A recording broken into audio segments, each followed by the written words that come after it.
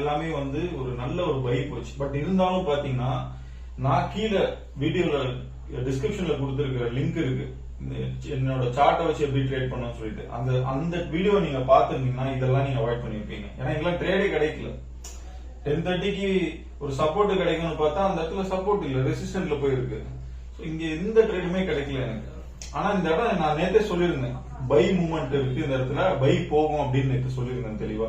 இங்க நானே வந்து கரெக்டா சப்போர்ட் கிடைக்கும்னு பாத்துட்டு இருந்தேன் பைக் எடுக்கலான்னு. பட் இந்த இடத்துல வந்து டைமிங் மிஸ் ஆயிடுக்குன்னு நான் புரிஞ்சுக்கிட்டு இதை அப்படியே அவாய்ட் பண்ணேன்.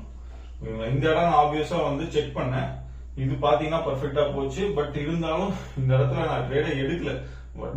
இந்த செல்லு பாருங்க, நான் சொன்னேன்னா இந்த செல்லாம் சொல்லியிருந்தேன், இதெல்லாம் வந்து பர்ஃபெக்டா போச்சு. இந்த அவாய்டு சொன்ன இடம் எல்லாமே சரியான புல்லிஷ் மூவ்மெண்ட். அதுவும் பாத்தீங்கன்னா அவாய்டு சொன்ன இடம் பாத்தீங்கன்னா 100 பாயிண்ட் புல்லிஷ் போயிடுச்சு. ஆனா செல்லிங் சொன்ன இடம் பாத்தீங்கன்னா 60 பாயிண்ட்